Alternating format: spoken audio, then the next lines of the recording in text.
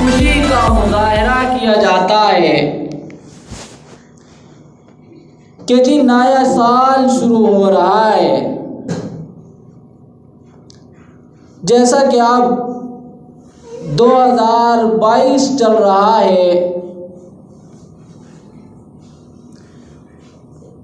कल 31 तारीख फिर परसों से 2023 शुरू हो जाएगा। तो साल की इब्तिदा पर खुशी मनाना, जश्न करना, एक तो ये है कि शरीयत के एतबार से वो अलग मसला है कि जायज़ है या नहीं है, किस हद तक गुंजाइश है। लेकिन अक़ली तौर पर अगर देखा जाए कि नए साल की खुशी मनाना अक़ली तौर पर ठीक नहीं है। इसलिए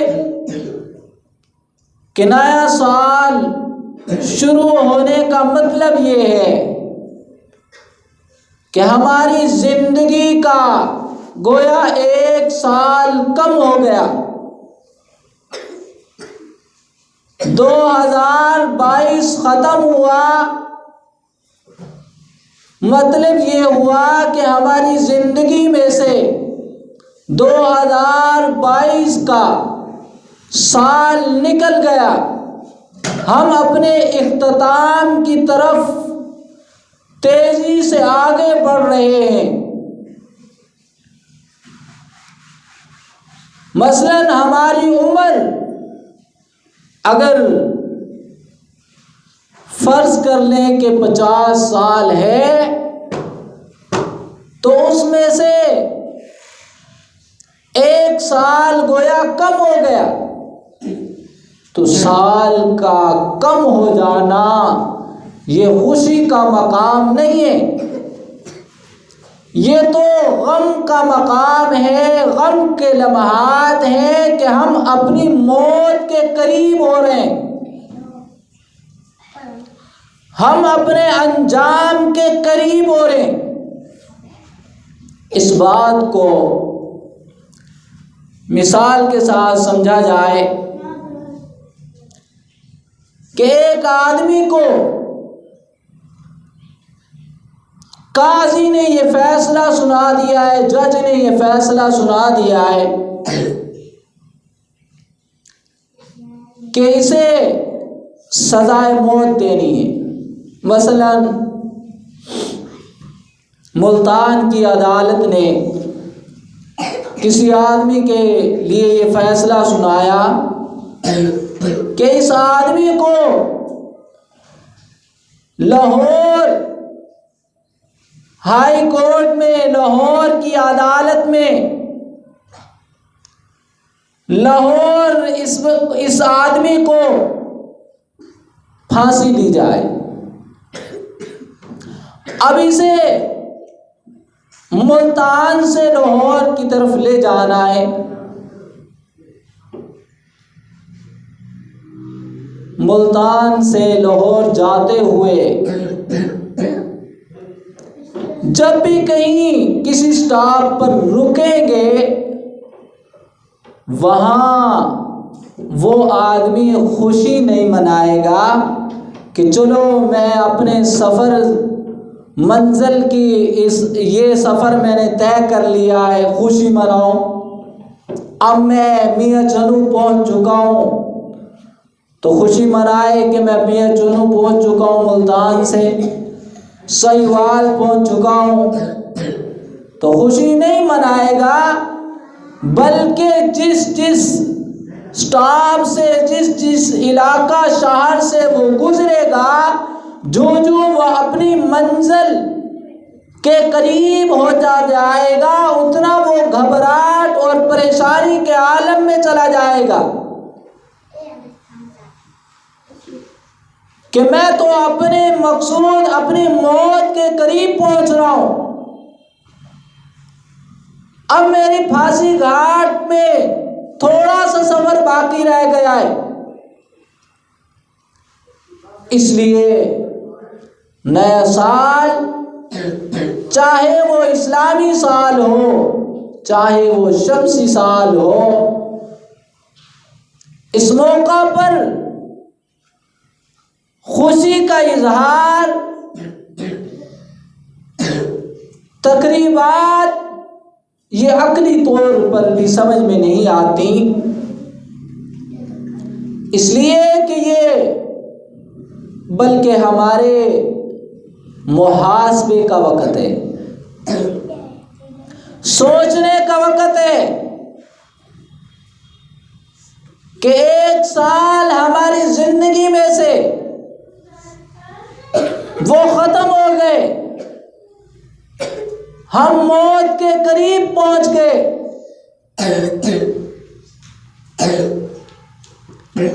मसलन अगर किसी की मौत 2025 में लिखी है, अब वो 2022 उसने ख़त्म कर लिया, 23 में पहुंच चुका, गोया वो 25 के करीब पहुंचने वाला है, अपनी मौत के अंजाम तक पहुंचने वाला है, करीब है।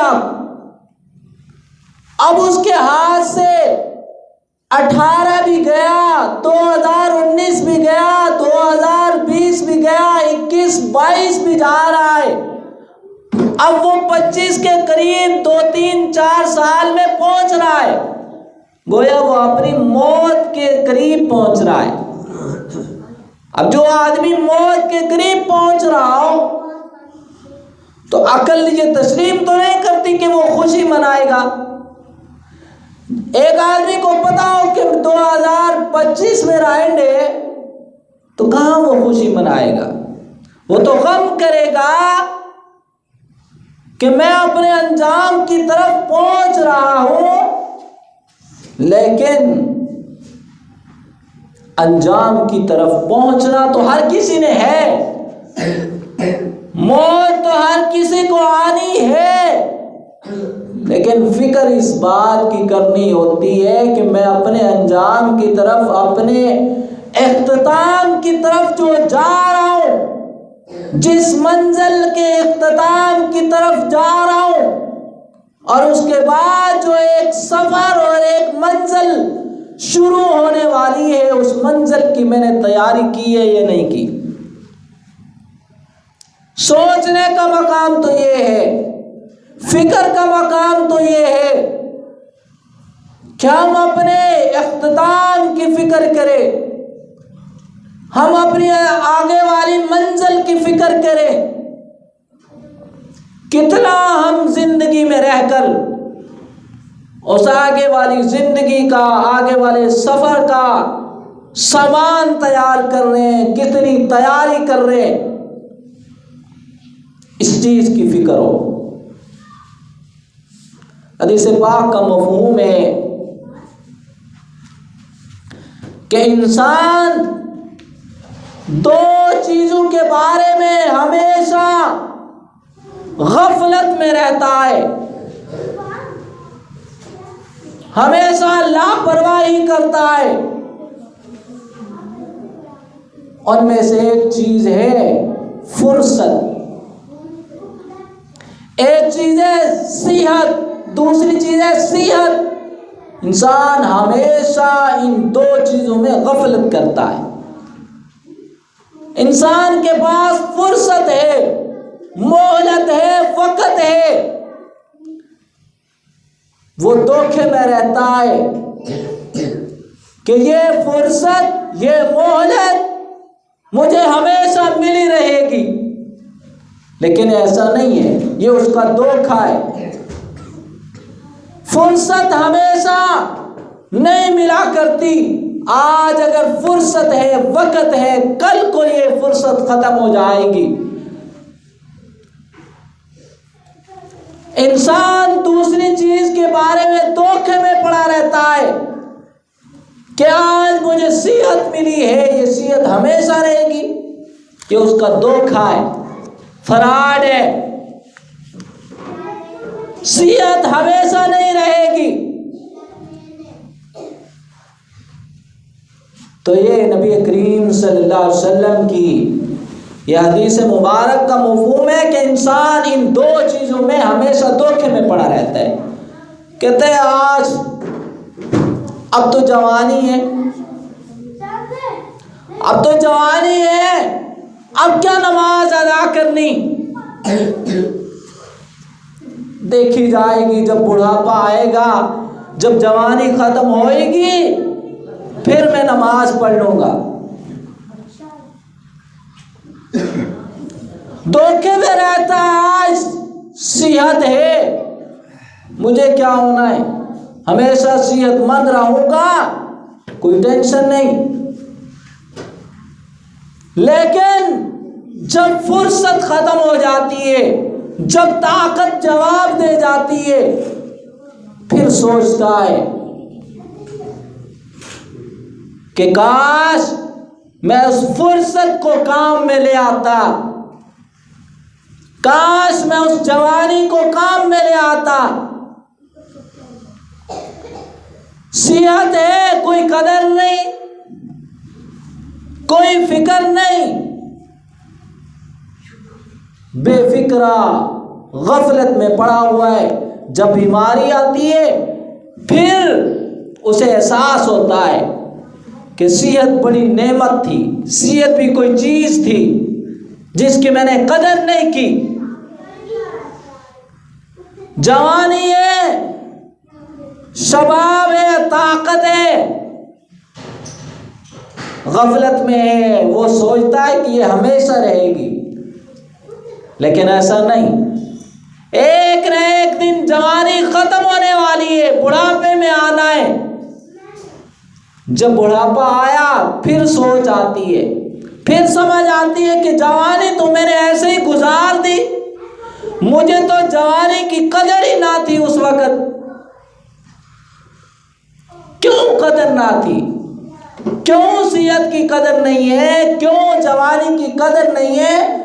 वजह ये है कि उस वक्त ये गफलत में, धोखे में था कि ये मेरी जवानी, ये मेरी ताकत हमेशा रहेगी, लेकिन हमेशा तो रही नहीं।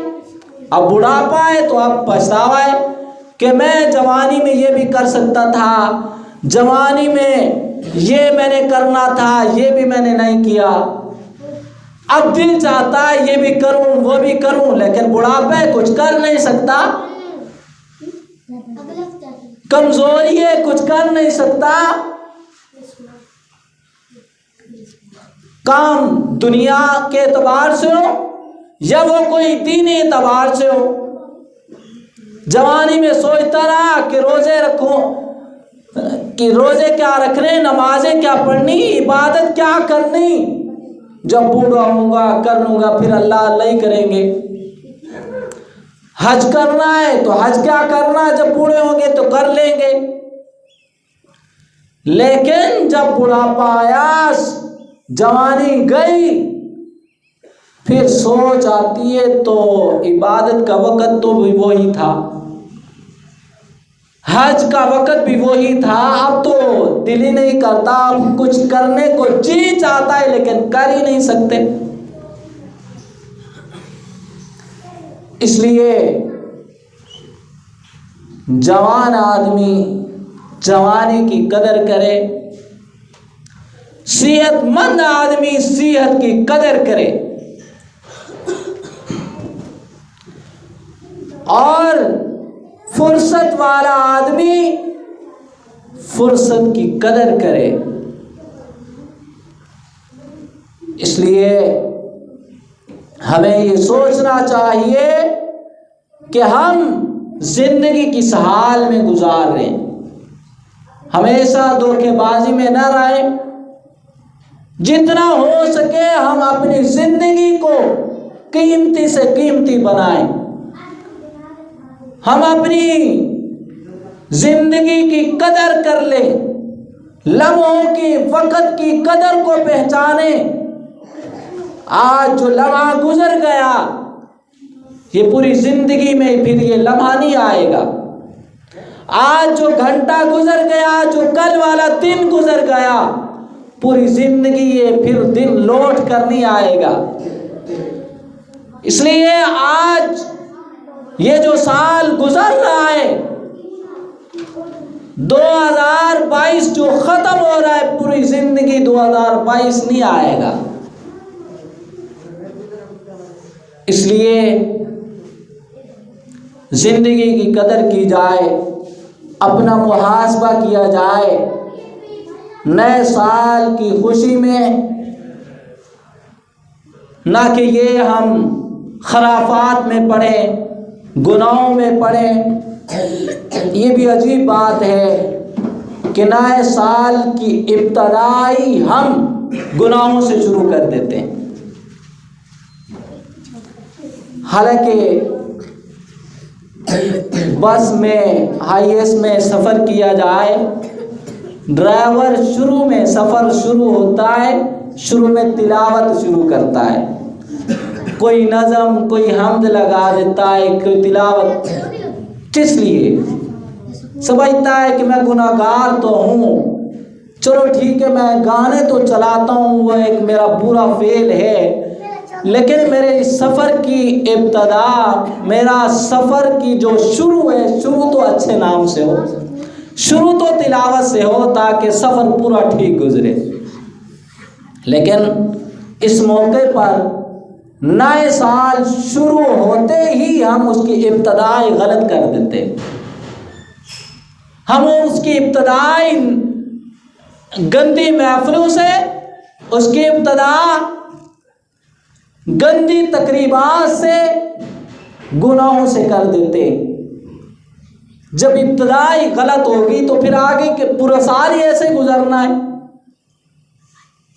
इसलिए नए साल शुरू होते ही इसकी इब्तदा अच्छी हो, नेक इरादे हों, पीछे वाली ज़िंदगी का मुहासबा हो, जो हमसे कोताहियाँ हुई वो आइंदा के लिए हम नहीं करेंगे, अच्छे अज़ाइम हो, और अल्लाह से दुआ हो कि या अल्लाह ये आने वाला साल हमारे लिए बरकतों वाला, रहमतों वाला, अच्छाई का साल बना। तो ये चीज़ें हों तो ये अक्लन समझ आती हैं, जहन को लगने वाली बातें हैं कि एक मुसलमान मोमिन के लिए यही चीज़ें होनी चाहिए कि वो साल की इब्तदा अच्छी करे। अल्लाह ताला हमें समझने